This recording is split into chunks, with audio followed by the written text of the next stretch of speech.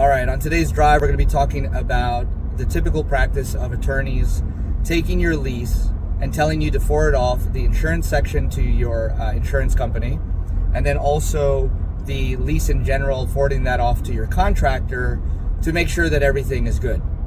The problem with this is that it is too vague and you don't know the questions that you should be asking. So for example, when you send this off to your insurance company and you ask them to look over the insurance section of your lease, what are you asking them? Are you asking them, is this normal? Is this something I should agree to? Does this increase my premiums because they're asking for excessive coverage? The same thing goes for your contractor, right? If you're sending your lease to your contractor to look over it, what is the question you're asking them? Because if your question is, does this work for you, right? Does anything stand out, to you?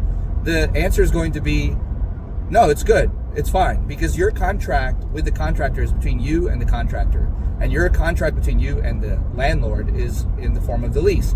So the contractor has nothing to do realistically with the agreement that you've made with the landlord. So if your question is, hey contractor, are you good with this lease? The answer is always going to be yes, because if there is something that comes up during the construction process that costs the contractor more money, you're just going to pay that in the form of a change order. So the questions you should be asking to your contractor is, is there anything in the rules and regs of this lease as it pertains to the construction process here that's going to increase costs beyond what I should be budgeting for? Is there a requirement for me to be working at night?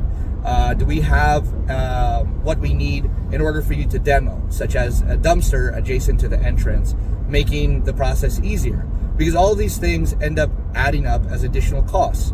So not until you're in the middle of the process will these issues be discovered. But you can identify these issues by asking the right questions to your contractor to see if there's going to be anything in the rules and regs of the lease as it pertains to the construction that's going to increase your costs.